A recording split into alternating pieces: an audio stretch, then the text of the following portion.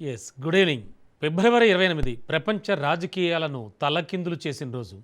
America Israel సంయుక్త దాడుల్లో Iran supreme leader Ali Khamenei మరణించడంతో మధ్యప్రాచ్యం మంటల్లో మునిగిపోయింది. ఇది సాధారణ యుద్ధం కాదు, ప్రతీకారంతో మండుతోన్న యుద్ధం. ఇరాన్ అంటోంది ఈ యుద్ధం ఎక్కడితో ఆగదు అని. అమెరికా చెబుతోంది మేమెంతకైనా తెగిస్తామని. మరి ఈ యుద్ధంలో ఇప్పుడు ప్రపంచం మొత్తం చూస్తున్న ఒకే ఒక్క ప్రాంతం ఇరాన్ ఆర్థిక నాడి, చమురు సామ్రాజ్యానికి గుండె ఖర్గ్ ఐలాండ్. ప్రపంచానికి వెళ్లే ఇరాన్ చమురు ఎగుమతుల్లో దాదాపు 90% ఈ ఒక్క ద్వీపం నుంచే జరుగుతూ ఉంటాయి. అంటే ఖర్గ్పై దాడి అంటే ఇరాన్ ఆర్థిక వ్యవస్థపై నేరుగా అణుబాంబ్ వేసినట్లే. అయితే అసలు ప్రశ్న ఇంకోటి, ఖర్గ్పై పూర్తిస్థాయి దాడి జరిగితే ఇరాన్ కేవలం అమెరికా లేదా ఇజ్రాయెల్పైనే ప్రతీకారం తీర్చుకుంటుందా, లేదా గల్ఫ్ దేశాల్లోని ఆయిల్ బావులు, రిఫైనరీలు, షిప్పింగ్ మార్గాలు ఇంకా ప్రమాదకరంగా ప్రజావాసాలను కూడా లక్ష్యంగా మారతాయా? ఎందుకంటే ప్రపంచ చమురు సరఫరాలో దాదాపు 5వ వంతు హోర్ముజ్ జలసంధి గుండా వెళుతూ ఉంటుంది. మరి ఆ మార్గమే మూసుకుపోతే ప్రపంచ ఆర్థిక వ్యవస్థ కుప్పకూలుతుందా, కుదేలవుతుందా? చమురు ధరలు ఆకాశానంటుతాయా? మధ్యప్రాచ్య యుద్ధం ప్రపంచ యుద్ధానికి నాందవుతుందా?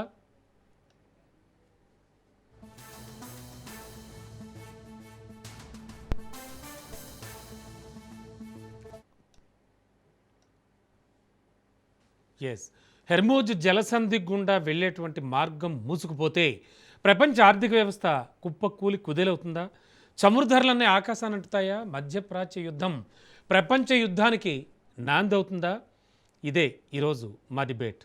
మరి ఈ డిబేట్లో మనతో మాట్లాడడానికి, విశ్లేషణ అందించడానికి senior journalist and analyst Pullarao గారు సిద్ధంగా ఉన్నారు. Sir good evening. Good evening sir, ఏం జరగబోతోంది అంటే ఖర్గ్ని టచ్ చేస్తాం అంటున్నారు అటు అమెరికా నుంచి, వీళ్ళు ఖర్గ్ని టచ్ చేస్తే కథమే అంటున్నారు. ఈ మెయిన్ పాయింట్ ఖర్గ్ దగ్గరే ఉంది. అంటే దీని గురించి ఏం మాట్లాడుకోవచ్చు సార్? ఇది ఇరాన్ అన్ని దేశాల మీద అటాక్ ఇచ్చారు. పూర్తిగా అన్ని దేశాల మీద, వాళ్ళ రిఫైనరీల మీద, పైప్ లైన్స్ మీద ఇంకా అటాక్ ఇవ్వలేదు. పెట్రోల్తో వచ్చిన విషయం, ఆయిల్తో వచ్చిన విషయం ఏంటంటే ఆ అటాక్ చేస్తే ఫైర్స్ అయిపోతాయి. అందరికీ తెలుసు, దాదాపు 30 సంవత్సరాల క్రితం ఇరాక్ కువైట్ని వాళ్ళు యుద్ధం చేస్తే కువైట్ నుంచి తరివే సమయంలో అక్కడ అన్ని వెల్స్కి అగ్గి పెట్టేశారు. అలా సంవత్సరాలు కాలుతా వచ్చింది, కానీ ఆర్పేశారు తర్వాత. సో అలాంటి డేంజర్ అవుతుంది అందరికి తెలుసు. ఇరాన్ చేసిన పనికి ఎలాగా చేయాలి, తిరిగి జలసంధిని మోసేశారు. అదొక ఛాలెంజ్. ఇది యుద్ధం వచ్చాక ఏమన్నా రూల్స్ ఉన్నాయా? రూల్స్ లేవా? అలాగే పూర్వం యుద్ధాలు జరిగేటప్పుడు పొద్దున్న 7 గంటలకో 5 గంటలకో 7 గంటలకో స్టార్ట్ చేసేవారు. మళ్ళీ సిగ్నల్ ఇస్తే సాయంకాలం మూసేవారు, మళ్ళీ నెక్స్ట్ డే చేసేవారు. అలాంటి యుద్ధాలు కాదు. ఏదో రూల్స్ కొన్ని పెట్టుకున్నారు, కొంతవరకు చేస్తున్నారు. ఆ రూల్స్ స్టెప్ బై స్టెప్ ఇంకా టెన్షన్ పెరుగుతుంది, ఇంకా పైకి వెళ్తుంది. తప్పకుండా ఇరాన్ కనుక ఖర్గ్ ఏరియాలో అమెరికా ఇజ్రాయెల్ బాంబ్ చేస్తే పూర్తిగా నాశనం అయిపోతారు. ఆస్తి అంతా అక్కడే ఉన్నారు. చాలా వాళ్ళు కూడా ఎక్స్పోజ్ అవి ఉన్నారు. కువైట్, సౌదీ అరేబియా, ఖతార్ అయ్యే కాదు, వీళ్ళు కూడా ఎక్స్పోజ్ అవి ఉన్నారు. ఆ స్టెప్ తీసుకుంటుంది అమెరికా. ఆ స్టెప్ తీసుకుంటే యుద్ధం పెరగవచ్చు, కానీ ఆ స్టెప్ తీసుకోకపోతే యుద్ధంలో ఓడిపోవచ్చు.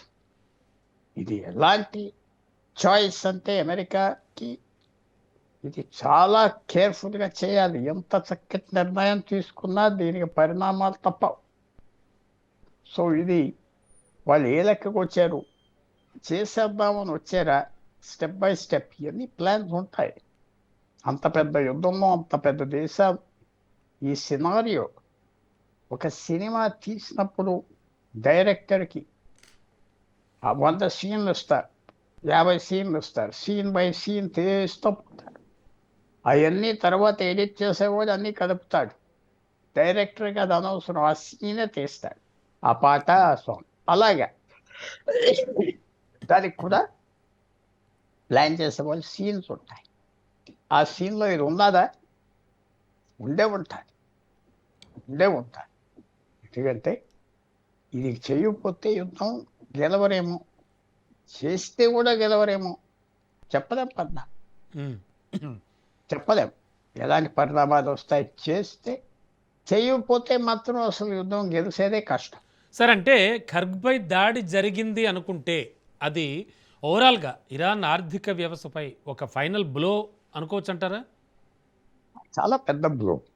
ఇంకా వాళ్ళ దగ్గర డబ్బు ఉండదు, అప్పు పుట్టదు, మళ్ళీ దేశం తెగులుకోవటం చాలా కష్టం. తర్వాత ఇవన్నీ వెనకాలి. నిన్న మొన్నటి నుంచి ఒక మాట వినపడుతుంది, బాల్కెనైజేషన్. బాల్కెనైజేషన్ అంటే అర్థం ఏంటంటే ఉమ్. 100 సంవత్సరాల క్రితం వాళ్ళు వచ్చిన వ్యూ, ఒకటో ప్రపంచ యుద్ధం అయిపోయాక కొన్ని దేశాలు పెద్దగా ఉండి యుద్ధాలు చేస్తున్నాయి, చిన్నగా చేసేస్తే యుద్ధాలు చేయు. అలాగే ఆ సమయంలో టర్కిష్ సామ్రాజ్యాన్ని ఎరగొట్టేశారు బ్రిటిష్. చిన్న చిన్న దేశాలు చేశారు, ఎన్నో దేశాలు. Iraq, Syria, Saudi Arabia, Kuwait, Qatar, Yemen, ఇవన్నీ వాళ్ళు ఎరగొట్టేశారు దేశం. బాల్కెనైజేషన్ అంటారు, ఎందుకంటే బాల్కెన్ ఏరియాలో యూరోప్లో స్టార్ట్ అయింది. ఉమ్. ఇప్పుడు ఈవేళ వచ్చేది ఏమిటన్నావు, ఇరాన్ని కూడా బాల్కెనైజ్ చేయాలి అంటున్నా. ఇరాన్ దగ్గర దాదాపు భారతదేశంలో సగం సైజులో 10 కోట్ల జనాభా ఉన్నారు. ఆ ఏరియా చాలామంది మాకు వేరే దేశం కావాలి, వేరే దేశం కావాలని ఒక 5-6 వర్గాలు ఉన్నాయి, పెద్ద వర్గాలే. అవునండి. అది చేస్తారా? ఉమ్. ఖుద్దూస్కి ఒక దేశం ఇస్తారా? అలాగే అజర్బైజాన్కి అక్కడ జనం ఉన్నారు, వాళ్ళకి ఒక దేశం ఇస్తారా?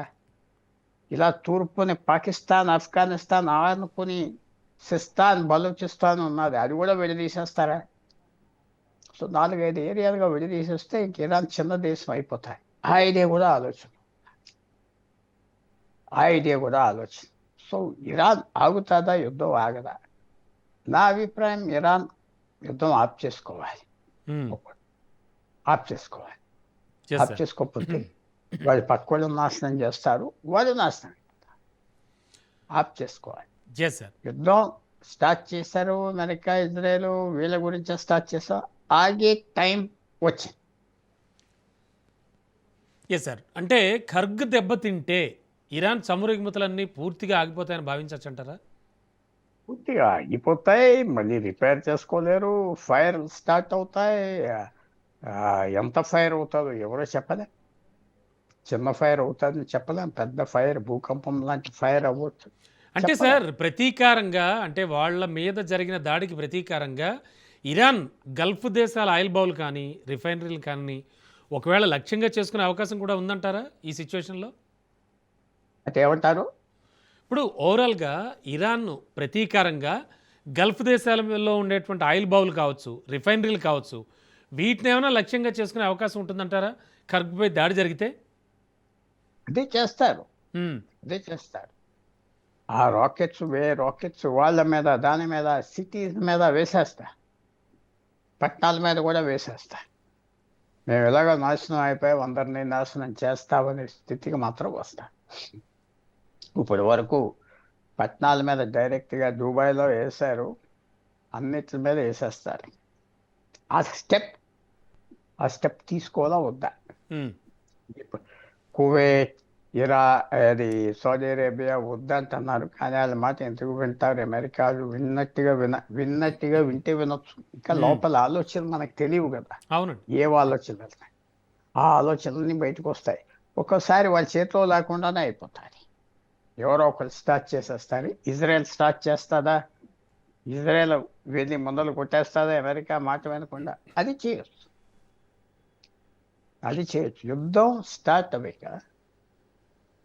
కుక్కల్ని వదిలిపెట్టాక, కుక్కల్ని పిలిస్తే తిరిగి రావు. అవును. ఉహు. అది జ్ఞాపకం Yes, sir. పెట్టుకోండి, తిరిగి రావు. అలా వెళ్ళిపోతూ ఉంటుంది ఆ యుద్ధం అలసట వచ్చే వరకు. సో ఎక్కడైనా అది యుద్ధం అంటే అంతే, ఆగేది లేదు, తీరేది లేదు, ఆకలి తీరదు, చాలా వెళ్ళిపోతూ ఉంటారు. Yes sir. సార్ ముఖ్యంగా హెర్మూజ్ జలసంధి అనేది ఎంత కీలకమో మనకు తెలుసు. మరి ఈ జలసంధిని కానీ ఇరాన్ పూర్తిగా మూసేస్తే ప్రపంచవ్యాప్తంగా చమురు సరఫరా వ్యవస్థ అనేది పూర్తి స్థాయిలో కుప్పకూలిపోతుంది అనుకోవచ్చు అంటారా? అస్సలు ఏముండదు. నెల 2 నెలల్లో అడ్జస్ట్ అయిపోతారు. ఉమ్, మనం ప్రపంచానికి భారతదేశానికి 40-50% అక్కడి నుంచి వస్తుంది, కానీ ప్రపంచం అంతా కలిపితే 20% ఉమ్, ఆగిపోతుంది. కొన్ని రోజులు మిగతా ఏరియాస్ నుంచి వచ్చేస్తాయి. తర్వాత అది మాత్రం ఆగదు, పని ఆగదు, వెళ్ళిపోతుంది, ప్రపంచం ఆగదు. అందువలన అది అనుకోవటం, వాళ్ళు ఎప్పుడైతే చమురు దొరికిందో ఆ ఏరియాలో దాదాపు 1950 నుంచి అక్కడ గొడవలు, యుద్ధాలు, స్థిరత లేకుండా ఉన్నది. చమురు వల్ల వచ్చిన నష్టాలు ఎక్కువైపోయాయి. అసలు చమురు ఉన్న దేశాలు బాగుపడడానికి కూడా ఉన్నది. ఉమ్, మీకు పెద్ద 3 ఎగ్జాంపుల్ చూస్తున్నా. ఇండోనేషియా, మెక్సికో, ఉమ్, వెనజువేలా ఉమ్, ఎక్కువ చమురు ఉన్నాయి. ఎక్కువ పేదరికం వచ్చేసింది ఇండోనేషియా, మెక్సికోలో. ఎందుకంటే చమురు ఉన్నదని విపరీతంగా ఖర్చు పెట్టేశారు. కరప్షన్, అది అప్పుల్లో పడిపోయారు. వెనజువేలా చమురు ఉన్నదని వాళ్ళకి మంచి అడ్వాన్స్డ్ కంట్రీ, అది అవును. డిక్టేటర్షిప్ కింద అయిపోయి పనిచేస్తారు. ఉమ్, ఈ దేశాలు ఎలా మేనేజ్ చేసుకుంటున్నారంటే చిన్న సంఖ్య మేనేజ్ చేసుకుంటారు. ఎవరో ఒక చేతిలో ఉన్నది రాజా అని వాళ్ళు మేనేజ్ చేసుకుంటారు. ఉమ్, సో చమురు అనేది డబుల్ ఎడ్జ్ వెపన్. భారతదేశం లాంటి దేశానికి చమురు ఎక్కువ దొరికితే ఏం చేస్తారు? అంతా ఖర్చు పెట్టి తినేసి అప్పుల్లో వెళ్ళే వరకు మన రాజకీయ నాయకులు ఊరుకోరు, మన ప్రజలు కూడా ఊరుకోరు. ఉమ్, అది కావాలి, ఇది కావాలి, ఫ్రీగా అని కావాలి అంటారు. ఇంత పెద్ద జనాభాతో ఆగదు. ఎలక్షన్ గెలవాలంటే ఏదో పడేయాలి, మొహాల మీద పడేస్తారు, అమ్మేస్తారు. సో చమురు అనేది కేర్ఫుల్గా వాడిన దేశాలే అది ఉపయోగపడతాయి. ఉమ్. అందువల్ల వీళ్ళు సరిగ్గా వాడతలేదు ఒక రకంగా అని మాత్రం మనం చెప్పేయచ్చు. Yes sir. And Arab sir దేశాలు, Iran. Yes sir. Sir America పదే పదే ఒకటే మాట చెప్తోంది, ఎంతకైనా తెగిస్తాం మేము. మరి ఇరాన్ అంటే ఇటువైపు చూస్తే ఇరాన్ ఏమంటుంది, మేము నష్టపోయినా పర్వాలేదు, యుద్ధమే శరణ్యం, యుద్ధం చేస్తూనే ఉంటాం అనేటువంటి ఒక వ్యూహాన్ని తీసుకుంటోంది. ఏంటి సార్ అంటే ఎవరూ తగ్గకపోతే జరగబోయేది ఏంటి అసలు? అంటే ఒక ప్రపంచ యుద్ధానికి దారితీసేటువంటి సన్నద్ధం అంటారు ఇది? పంచ యుద్ధం అని చెప్పలేం. ఉమ్, రేపు పొద్దున్నే ఆగిపోవచ్చు. yes. అలా జరుగుతూ ఉండవు. ఇరాక్ 1980 నుంచి 88 వరకు యుద్ధం చేశారు, మర్చిపోవాలి. 8 సంవత్సరాలు యుద్ధం చేశారు. ఉమ్, ఇజ్రాయెల్, అరబ్ దేశాలు 40-50 సంవత్సరాలు బట్టి యుద్ధం చేస్తారు. అవునండి. ఇండియా, పాకిస్తాన్ 47 ఆగస్టు 15 నుంచి పాకిస్తాన్ స్టార్ట్ చేస్తారు. ఇవాళ కూడా యుద్ధం నడుస్తుంది కదా, ఎక్కడ ఆగింది? మనకి వాళ్ళకి సంబంధాలు లేవు, ఉమ్, వీజాలు లేవు, మాట్లాడుకోవడం లేదు, యుద్ధాలు జరుగుతున్నాయి. సో అందువల్ల ఎక్కడికంటే అలా జరుగుతూ ఉంటుంది. yes, sir. వాళ్ళకి డబ్బులన్నీ అయిపోతే కత్తులతో దానికో చంపుకోవటానికి వస్తారు. కొన్ని రోజులు గురువు ఎలాగ ఆగుతుంది, అది ముఖ్యం. ఉమ్, ఆగినా ఆగకపోయినా శక్తి ఎలా పోతుంది. కర్గ్ ఏరియా, కర్గ్ దివి మీద బాంబ్ చేస్తే ఇంక చేస్తారు అని అనిపిస్తుంది. ఎందుకంటే వాళ్ళకి ఏమి ఇంకో విధానం కనపడట్లేదు, ఎలా యుద్ధం ఆప్ చేయాలి. అవునండి. నిన్న పక్కన బాంబులు వేశారు రియాక్షన్ చూడటానికి. ఉహు, కొంచెం ఇంకా దగ్గరగా ఇవాళ వేస్తారేమో చూడాలి. అది చేయరు అని ఇరాన్ నమ్మకం ఉన్నది. ఇరాన్ అందరినీ ఆ పక్క ప్రాంతాల్లో మీకు తెలిసిన పట్టణాలన్నీ నాశనం చేస్తానంటుంది. సో చూడాలి. ఉమ్, ఇంత డబ్బు ఉన్నవాళ్ళు, ఇంత ఆదాయాలు ఉన్నవాళ్ళు ఇలా పాస్ చేసుకుంటున్నారు. అంతా ఆయుధాలు కొనుక్కొని పాస్ చేస్తున్నారు. ఈ 10 దేశాలు అమెరికా వదిలేస్తే ఇరాన్, సౌదీ అరేబియా, కువైట్, అలాగే జోర్డన్ కూడా ఉన్నది, ఖతార్, యునైటెడ్ అరబ్ ఎమిరేట్స్ అన్నీ కలిసి సంవత్సరానికి భారతదేశానికంటే ఎక్కువ ఖర్చు పెడతారు డిఫెన్స్ మీద. ఉమ్, భారతదేశానికంటే ఎక్కువ ఎందుకు ఖర్చు పెడుతున్నారు? సో ఇది ఒక సర్వనాశనం అయిపోతుందా చెప్పలేవు. కానీ ఏదో ప్రపంచం అంతా పోతుంది, వెళ్ళిపోతే అంటే మాత్రం నేను ఒప్పుకోను. Yes sir. Yes sir. Sir అంటే ఇప్పుడున్న సిచ్యువేషన్ చూస్తుంటే కనుక గల్ఫ్ దేశాలన్నీ కూడా యుఎస్ వైపు నిలిచే అవకాశం కనిపిస్తోందా? లేక ఈ వార్ నుంచి అంటే ఈ టెన్షన్స్ నుంచి దూరంగా ఉండడానికి ఏమైనా ప్రయత్నించే అవకాశం ఉందంటారా గల్ఫ్ కంట్రీస్? ఇలా దూరంగా ఉండటానికి ఇంకా వాళ్ళని వదలట్లేదు కదా. హ్మ్. మిమ్మల్ని వదిలేస్తాం, హ్మ్. మీరు అమెరికాను వదిలేయండి. మేము అమెరికాను వదిలేస్తే మమ్మల్ని సఫా చేసేస్తాం వాళ్ళు అంటాం. హుహు. సో ఎలాగ అమెరికా వచ్చి అక్కడ బేస్లు ఎందుకు పెట్టింది? వీళ్ళు పెట్టుకోమన్నారని పెట్టింది అమెరికా. స్థలం ఇచ్చారు, డబ్బు ఇచ్చారు, పెట్టుకొని మాకు రక్షించండి అన్నారు. సో అది రక్షించకపోతే వీళ్ళని ఎప్పుడో గెంటేది. ఇరాన్ ఏమంటుందంటే మన దేశాల్లో రాజులు ఉండటానికి వీల్లేదు, మొత్తం చెప్పేవాళ్ళే పరిపాలించాలి ఇరాన్ లాగా అంటున్నారు. సో అవన్నీ వాళ్ళు ఎందుకు వదులుకుంటారు? వాళ్ళ రక్షణ కోసం అమెరికా యూరోప్తో డీల్. అవన్నీ వదులుకుని ఇరాన్ నమ్ముకోవచ్చా? ఇరాన్కి వ్యతిరేకంగా ఉండి పోవటం మంచిదా, హ్మ్. ఇరాన్తో కలిసి ఉండి పోవటం మంచిదా? అంతే కదా. అవునండి. వాళ్ళకి ఆప్షన్ లేదు. ఇరాన్తో ఉండనా పొమ్మంటున్నారు, ఇరాన్తో లేకపోతే నాశనం చేస్తాడు. సో వాళ్ళ పడిన కష్టం తీర్చడం చాలా ఇంపాసిబుల్ అవును. అరబ్ దేశాలు. అవును సార్.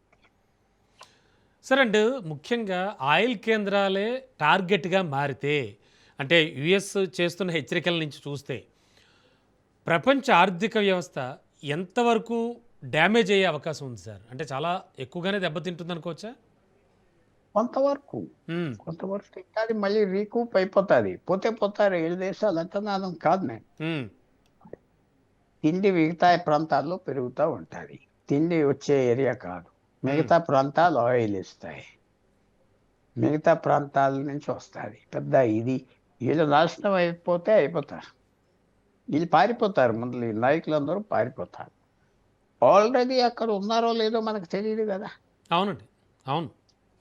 ఇరాన్ నాయకులు రష్యాలో దాక్కున్నారా అని ఎవరికి తెలియదు. హ్మ్. వీళ్ళెవరు ఎక్కడెక్కడ దాక్కున్నారో ఎవరికి తెలియదు. ఈ రోజుల్లో ఏదో మెసేజెస్ వస్తున్నాయి, టీవీ మీద చూస్తున్నాం, ఎక్కడి నుంచి వస్తున్నాయి ఎవరికి తెలియదు. హ్మ్. ఇప్పుడు నేను అమెరికాలో కూర్చున్నానా, రష్యాలో కూర్చున్నానా మీకు తెలియదు కదా. హుహు. అవును. తెలియదు కదా. Yes sir. అలాగే వాళ్ళు ఎక్కడో దాక్కున్నారో ఎవరికి తెలియదు. రోడ్డు మీద నడుస్తున్నారంటే ఆర్టిఫిషియల్ ఇంటెలిజెన్స్ ఏమో ఎక్కడో దాక్కుని ఉన్నారు, బయట తిరగట్లేదు. ఆ స్థితికి వాళ్ళే తెచ్చుకున్నారు. యుద్ధం యుద్ధం యుద్ధం అంటే యుద్ధం వస్తుంది ఇంటికి. హుహు. యుద్ధం కలవరిస్తే యుద్ధం వస్తుంది ఇంటికి. కత్తితో బ్రతికితే కత్తితో చస్తావు, అంతే. ఆ అవునండి. పెట్రోల్ డబ్బంతా తీసుకుని దీని మీద తగలబెట్టారు, యుద్ధాల మీద తగలబెట్టారు. ఇరాన్ ఏంటి, సౌదీ అరేబియా ఏంటి, వాళ్ళు ఎక్కడైనా శాంతి కావాలనలేదే. పాకిస్తాన్ మనతో పోరాడుతూ ఉంటే ఏ సౌదీ అరేబియా వెళ్ళి పోరాడొద్దు తప్పు అన్నారా? Yes sir. అనలేదే. అవును. అనలేదే. ఎక్కడో చోట యుద్ధం జరుగుతుంది, మనకేంటి అనుకున్నా. హ్మ్. ఇప్పుడు నీ ఇంట్లో జరుగుతుంది, పాకిస్తాన్ చాప్ చేస్తుందా, ఎవరో చాప్ చేస్తున్నారు. సో ఇవన్నీ మనం ఆలోచించుకోవాలి. పాకిస్తాన్ సౌదీ అరేబియాతో ఒప్పందంకి వచ్చి మన మీద ఎవరు యుద్ధం చేసినా వాళ్ళతో యుద్ధం కలిసి చేద్దామన్నారు. అంటే భారతదేశం ఏదో చేస్తుంది అనుకున్నా, ఇరాన్ చేసి సైలెంట్ అయిపోయింది పాకిస్తాన్. సౌదీ అరేబియా సైలెంట్ అయిపోయింది, తిరిగి కొడతలేదు ఇరాన్. తిరిగి కొడితే వాళ్ళ విమానాలు ఇంకా గట్టిగా కొట్టేస్తారని మాట్లాడకుండా కూర్చున్నారు. బాంబులు వాళ్ళ మీద వేస్తూ ఉంటే పడుతున్నారు. సో ఇవన్నీ విచిత్రమైన విషయాలు మన చేతిలో లేవు. ఎవరి జీవితం వాళ్ళ చేతిలో లేవు. అనుకున్నా ఎప్పుడు అవ్వదు. చదువుకుని పాస్ అయిపోతే ఉద్యోగం వస్తానని కూడా రాదు. ఫెయిల్ అయిపోతే చచ్చిపోతాననుకుంటే పెద్ద వ్యాపారాలు వస్తాయి. అనుకున్న జీవితంలో మనకు ఒక రూల్ తెలిసింది ఏంటంటే, హ్మ్. ఏది జరుగుతుందో మనకు తెలియదు, అది అవునండి. అందరూ.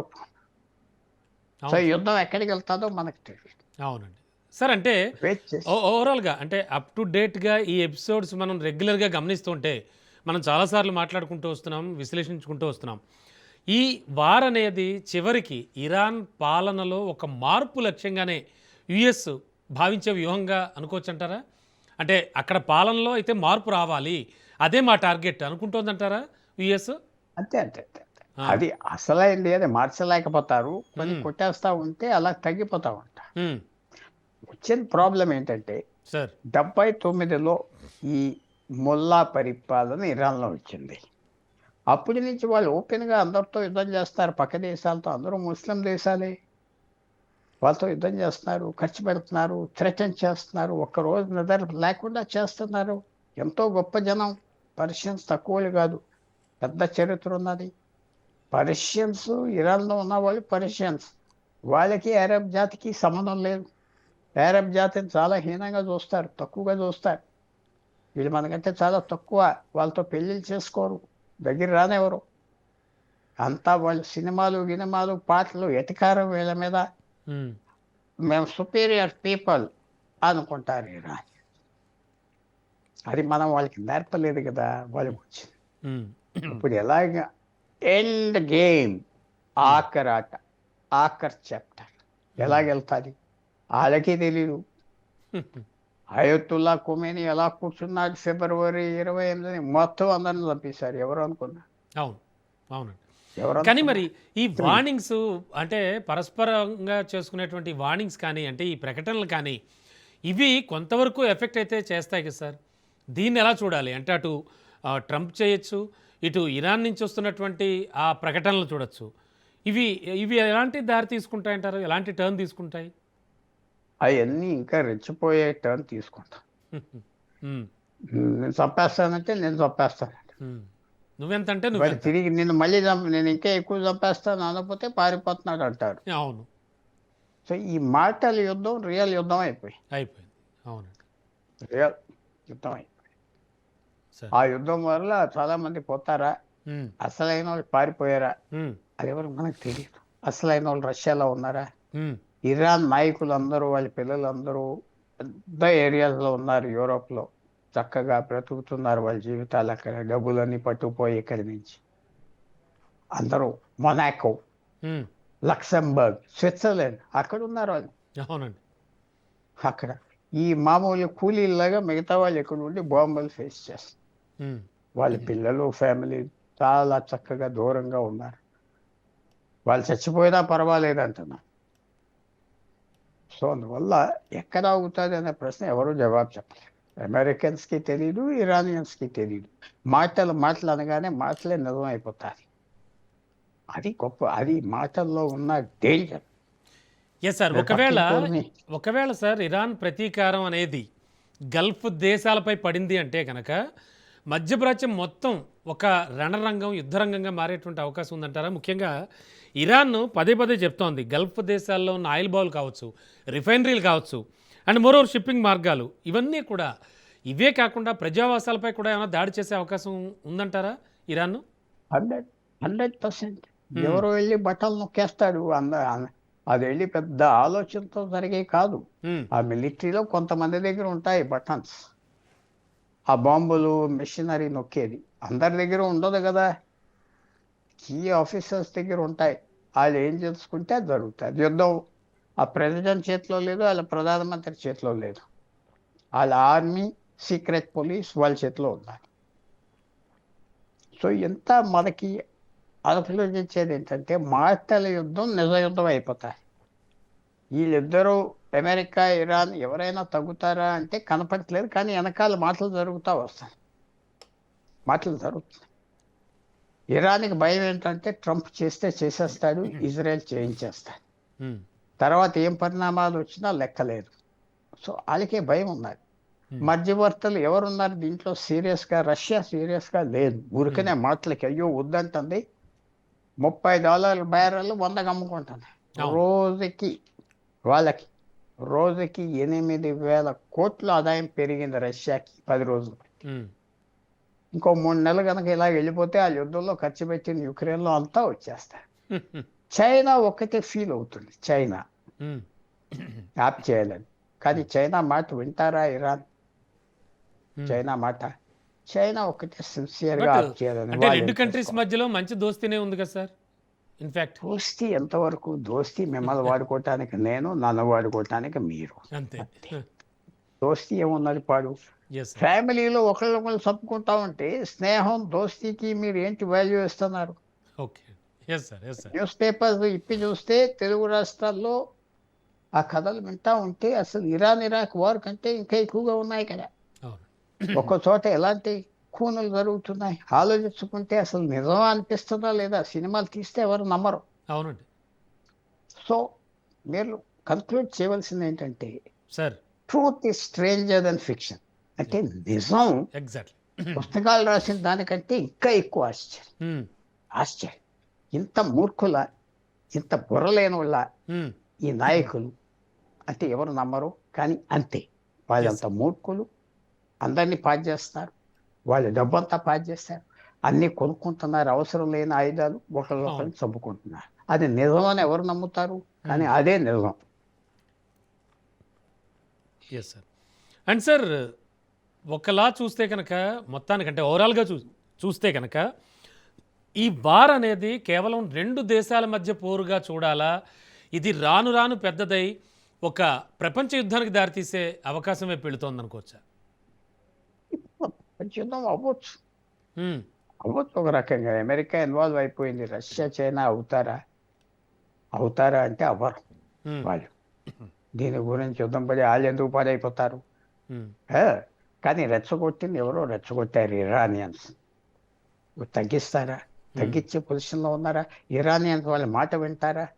మధ్యవర్తి ఎవరు చేస్తున్నారు, తెర వెనకాల ఎవరు పనిచేస్తారు అని మనకు తెలియదు కదా. అవునండి. ఆగితే మనకు తెలుస్తుంది ఎవరు ఆఫ్ చేశారు. ఇవాళ రేపు ఆగకపోతే ఇంక ఇదే కథ.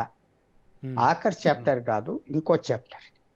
సో ఇది మంచి న్యూస్ కాదు. మీరు నేను అందరూ దండం పెట్టుకోవాల్సిన భారతదేశం ఇలా రాక్షసుల చేతి మధ్య లేదు. అంటే అసలు మొదలే పారిపోతారు మన వాళ్ళు.